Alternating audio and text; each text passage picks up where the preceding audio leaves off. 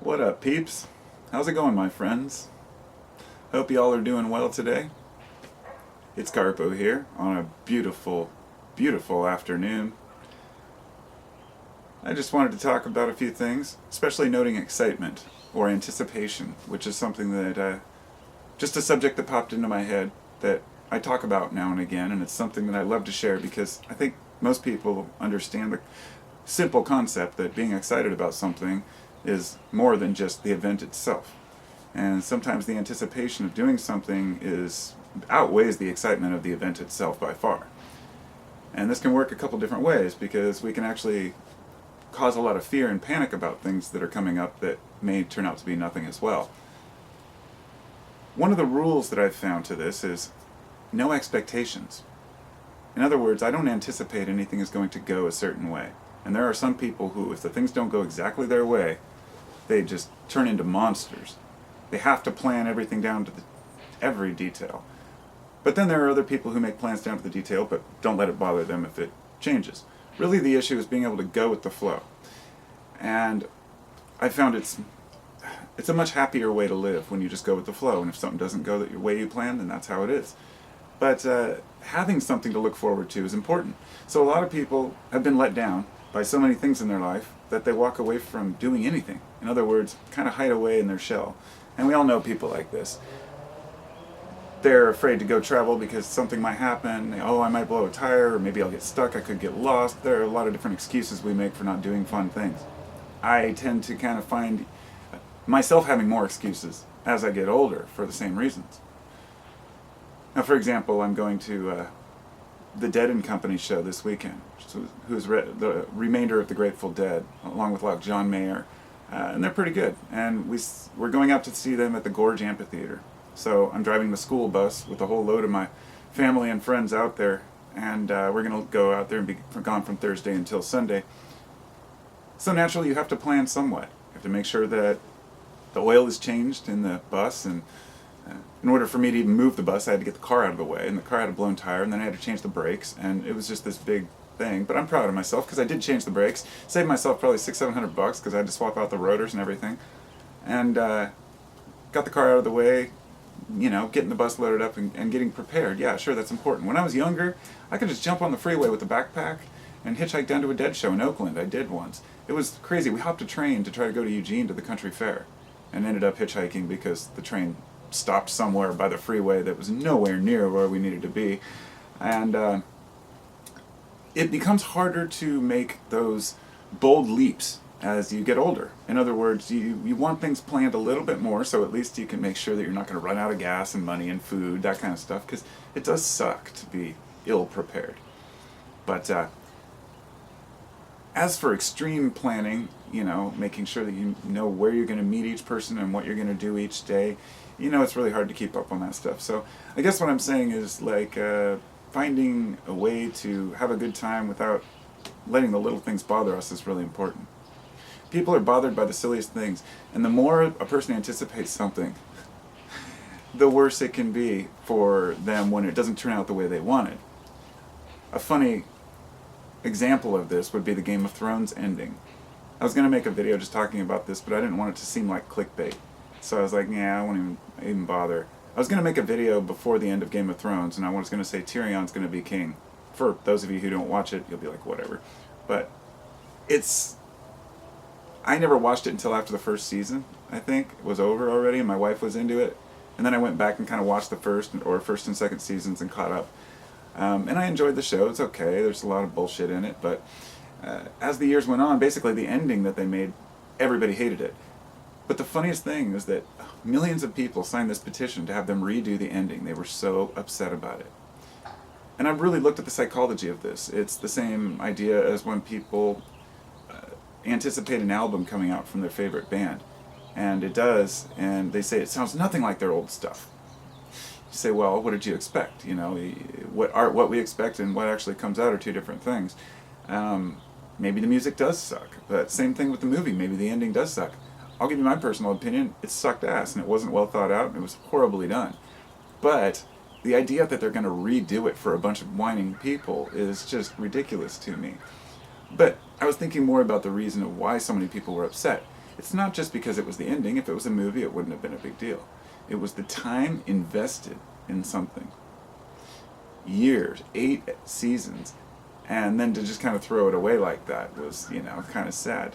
Uh, anyway, I was right. Tyrion did end up being king, for those of you who do watch, because that was I was like, I know Tyrion's going to be king. And my wife and my son were like, yeah, I don't know. We were kind of debating back and forth about who might be on the throne, and then sure enough, it's somebody you wouldn't expect, but he's really irrelevant, and Tyrion becomes the right hand. So let's get that out of the way. I was right. No. Other than that, the whole series was great, and it really made me think about other things in life. Like, for example, we spend a long time in a relationship, for example, with somebody, whether it be a friend or a lover, and then they start, abusing us or something, and then and we just kind of stick with it, because you hear about this with the older couples who say, well, we've been together so long, just kind of tough it out, and then it goes on and on and on. The fear of change, I guess, is what it is. We want to know what to expect each day, and it's really strange being a human in the modern world with all the things we do, travels, vacations. These weren't things our ancestors did. Vacations. Camping wasn't something that was even a thing until, just the last century. And people didn't have time. They didn't want to go out in the woods. They were trying to escape the woods. So it's just funny how much our brains are adapted to live in a completely different environment. And I try to analyze the psychological reasons why we do things as much as I can, based on sometimes a lot of junk science or pop science, and sometimes real science or papers that I read. But you find that a lot of ideas change about behaviors. And to me, understanding my own behavior is paramount to success in this life. And I mean that. It means being able to crucially analyze my own thoughts. That means my own expectations too, and kind of even it out. So yeah, okay, I can have some expectations of what I'm going to do this weekend or next weekend, but I personally don't plan too far out. And I haven't even touched on the idea of expectations that we have of other people. I've been talking about things and ideas or going to events. Like this weekend I'll be going to the Dead show. It'll be fun, go out with friends and family. I don't know what's going to happen after I get there. I just know what time I'm leaving. I don't know if anything that might happen in that time, and I don't make any major plans for it. Just go for it. But that's because I don't have expectations on a thing. It's totally different with people. You expect that those people around you, your family and friends, are going to treat you with a certain amount of respect, for example. Or that if you entrust somebody with your wallet to hang on to, that they're not going to run off to, steal your credit card if they're a good friend, that kind of thing. And so, yeah, we have expectations of other people, and that's even worse when people break our expectations of them. And that's a trickier one, because you can't just have no expectations of people, or it's kind of like planning for the trip. It's like, you can know the basics and say, oh, well, we'll see what else happens. Sometimes you've just got to take a chance. I mean, like, for example, trusting somebody you just met. We've all done it because everybody's just met someone at one time or another and maybe befriended them, and maybe they stay at your house for a night, or maybe you travel with them, or whatever it might be. Trusting people with one thing or another can be a very tricky endeavor. And the older we get, the less trustworthy we become, the more rigid we become in our foundations and beliefs, and the more we want to dig in and say, I want a simple life where I know my vacation is the same week each year, and everything is in its, proper place, everything on its shelf. And I can respect that, because as I get older, I see that order out of chaos is something that we've only recently been able to afford as a human species. That only in recent times have we been able to, have that luxury, I guess. But not just that, but the luxury of being able to sit and think. The idea that we can control our environment and make it what we want and make plans is something that is relatively new, but we've done okay with it, I guess, at least some of us. I don't do too well with planning myself. I suppose that there's another side to it.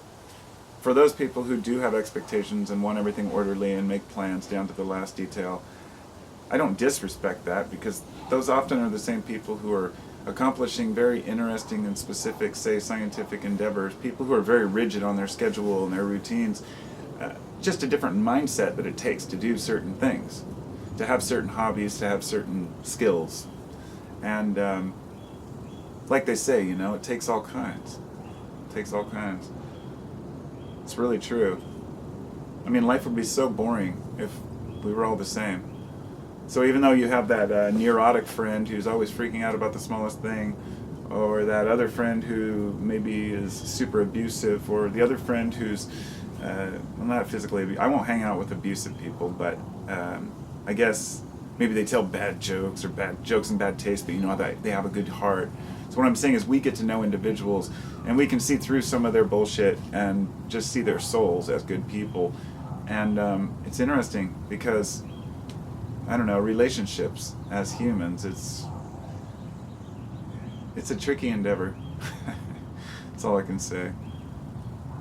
So anyhow, I guess I'll finalize this video before it gets too long. I pretty much covered what I wanted to say.